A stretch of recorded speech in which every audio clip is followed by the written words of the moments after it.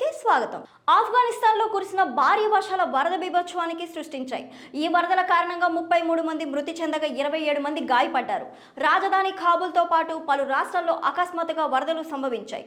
Taliban ప్రతినిధి అబ్దుల్ జనాన్ సాక్ దేశంలో సంభవించిన వరదలకు సంబంధించిన వివరాలను మీడియాకు తెలిపారు. వరదల కారణంగా దేశంలో 600కు పైగా ఇళ్లు ధ్వంసమయ్యాయని అబ్దుల్ జనాన్ తెలిపారు.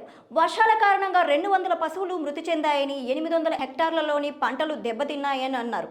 85 కిలోమీటర్లు పైగా రోడ్లు దెబ్బతిన్నాయని, పశ్చిమ ఫరా, హెరాత్, సదరన్ చాబుల్, కాందహార్లు తీవ్ర నష్టం వాటిల్లిందని అన్నారు. ఆఫ్ఘనిస్తాన్లోని 34 రాష్ట్రాలలో రానున్న రోజుల్లో భారీ వర్షాలు కురుస్తాయని వాతావరణ శాఖ అంచనా వేసింది. గత ఫిబ్రవరిలో తూర్పు ఆఫ్ఘనిస్తాన్లో భారీ హిమపాతం కారణంగా కొండ చర్యలు విరిగిపడిన 25 మంది మృతి చెందారు.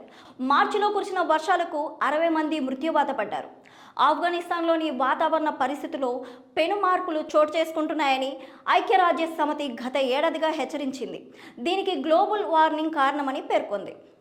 ఇలాంటి మరిన్ని వీడియోస్ కోసం మా ఛానల్ని సబ్స్క్రైబ్ చేసి, లైక్ చేసి మీ విలువైన కామెంట్స్ని మాకు తెలియజేయండి.